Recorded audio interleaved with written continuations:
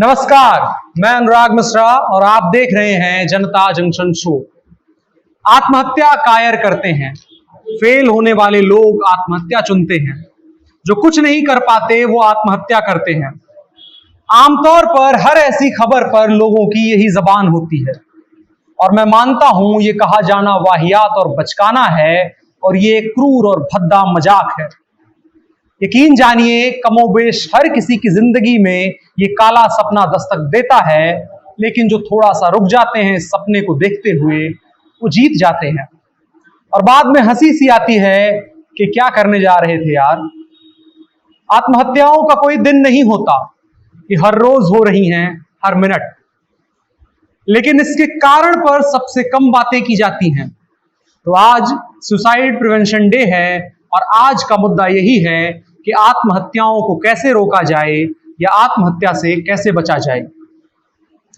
NCRB की report के अनुसार 2018 में कुल 1,34,516 लोगों ने आत्महत्याएं की थी, जबकि 2019 में 1,34,39,123 लोगों ने खुदकुशी की। दुनिया भर में हर साल लगभग 8 लाख लोग आत्महत्या या खुदकुशी करते हैं। भारत में महिलाओं के अनुपात में पुरुष 2 गुने हैं जिन्होंने आत्महत्याएं की। ऐसा क्यों हुआ? क्या कभी इस पर बात करने या सोचने की कोशिश की आपने? मेरा मानना है अगर इन 8 लाख लोगों से समय रहते इनके आसपास के रहने वाले लोगों ने बातें की होती तो शायद ये बच जाते।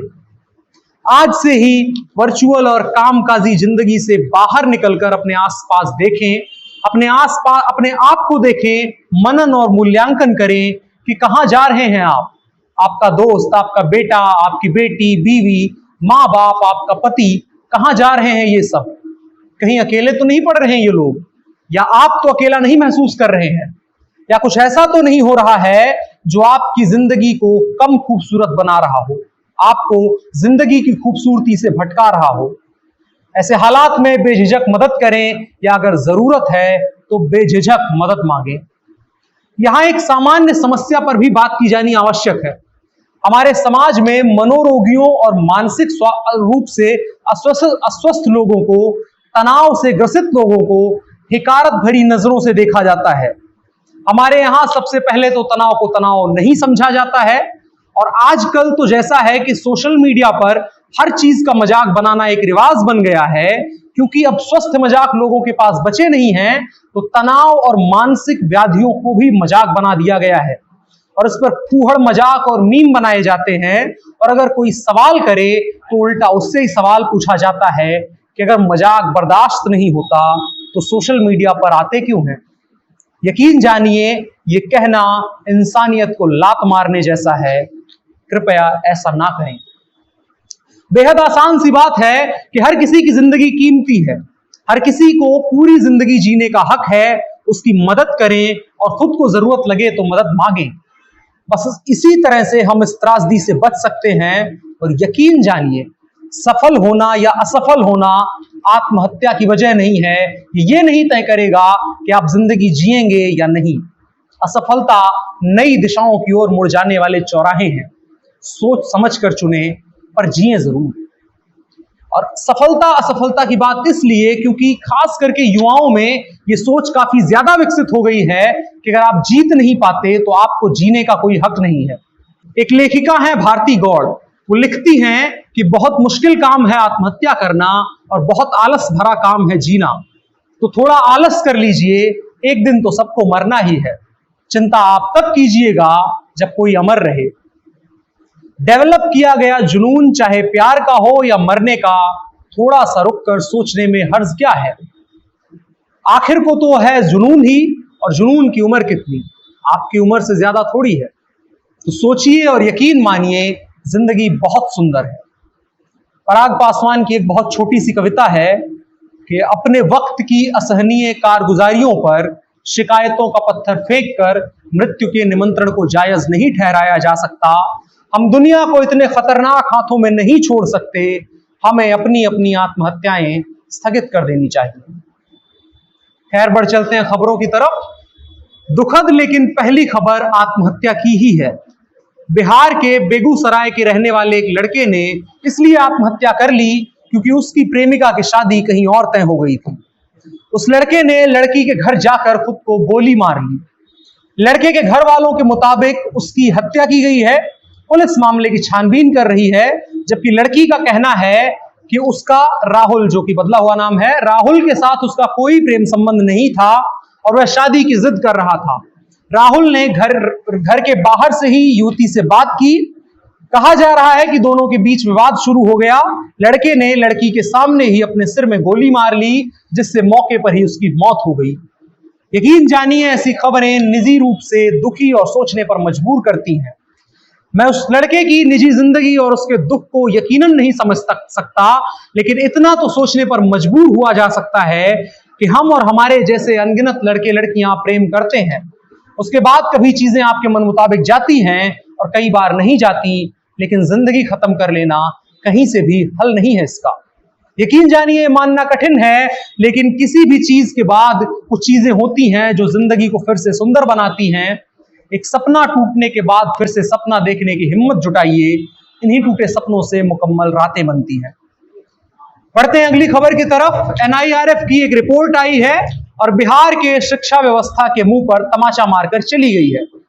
सच बताऊं तो इस पर इससे ज्यादा कुछ लिखने और बोलने लायक है नहीं, और मामला बताना है तो थोड़ा विस्तार से बताएंगे। केंद्रीय शिक्षा मंत्री धर्मेंद्र प्रधान ने गुरुवार को वर्ष 2021 की NIRF ranking, national institutional ranking framework जारी की। नेशनल इंस्टीट्यूशनल रैंकिंग फ्रेमवर्क की तरफ से जारी देश भर के संस्थानों की रैंकिंग में IIT पटना को 55.75 अंकों के साथ 51वां स्थान प्राप्त हुआ है। ओवरऑल रैंकिंग में जगह बनाने वाला IIT पटना बिहार का एकमात्र संस्थान है। यह पिछली बार की तुलना में 3 पायदान ऊपर चढ़ा है। पिछली बार IIT पटना को 54वां स्थान प्राप्त हुआ था। अन्य किसी भी श्रेणी में बिहार का कोई संस्थान रैंकिंग में स्थान सुनिश्चित नहीं कर पाया है। खैर, इस रिपोर्ट से क्या फर्क पड़ता है? नीतीश जी फलाना जाति के मठाधीश हैं, लालू जी फला के मसीहा हैं, चिराग जी फला जननेता के बेटे हैं। आपको इससे आगे तो किसी मुद्दे पर वोट करना नहीं है, तो हम बोल के क्या कर लेंगे और नेताजी लोग इस पे धरना भी क्यों देंगे? उनको तो लड़ना होगा कि जातिगत जनगणना करवाएं और बच्चों के मास्टरों को स्कूल से निकालकर महीनों महीनों जातियां गिनने भेज दें, ताकि अगले चुनाव में नेताजी लोगों को कैंडिडेट चुनने में आसानी हो। बहरहाल, यहां बताना जरूरी है कि मुझे जातिगत जनगणना से आपत्ति कोई विशेष नहीं है। आपत्ति इससे है कि आप ये काम उन मास्टरों और अध्यापकों से कराएंगे जिनको उस वक्त स्कूलों में होना था, जिनको इस NIRF की रिपोर्ट को सुधारने के लिए काम करना था, ताकि अगली बार गर्व करने के लिए 51वें स्थान पर बैठी पटना IIT ना हो। खैर, पड़ोसी राज्य उत्तर प्रदेश की हालत ठीक ठाक है। कानपुर IIT समेत कई संस्थानों ने सम्मानित स्थान प्राप्त किया है। अगली खबर खेल से है। हिंदुस्तान के अनाधिकृत राष्ट्रीय खेल क्रिकेट से। भारत बनाम इंग्लैंड का 5वां टेस्ट रद्द हो चुका है। मैच की बलि कोरोना ने ले ली है। दरअसल टीम इंडिया के सपोर्ट स्टाफ में कोरोना होने के बाद मैच रद्द करने का फैसला किया गया है। अब सवाल यह है कि आखिरी मैच का नतीजा क्या होगा और इस सीरीज का विजेता कौन होगा। बड़ी बातें हो रही थी, तो हमने कई एक्सपर्ट्स की मदद से कुछ रिजल्ट निकाले हैं और यहां पर रिजल्ट यह आया है कि 3 स्थितियां बन सकती हैं। पहली ये कि सीरीज ड्रॉ हो जाए। पहले खबर आई थी कि इंग्लैंड क्रिकेट बोर्ड कह रहा है कि चूंकि भारतीय दल में कोरोना के कारण मैच रद्द हुआ है, इसलिए मैच को भारत फोरफीट कर दे, यानी वॉकओवर दे दे। ऐसा होता है तो इंग्लैंड को 1 अंक मिल जाएगा और सीरीज 2-2 से बराबर हो जाएगी। इसके पीछे ECB की दलील यह भी है कि चूंकि मैच खेलने से भारतीयों ने मना किया है, इसलिए इंग्लैंड को विजेता घोषित किया जाना चाहिए। लेकिन अब खबर आई है कि ECB ने फोरफीट वाला अपना बयान वापस ले लिया है, तो इसी के साथ दूसरी संभावना का जन्म हुआ। भारत सीरीज जीत जाएगा। चूंकि कोरोना है तो ऐसी आपदा की संभावना पहले से ही होगी, लिहाजा मैच रद्द होने का दोष भारत पर नहीं लगना चाहिए।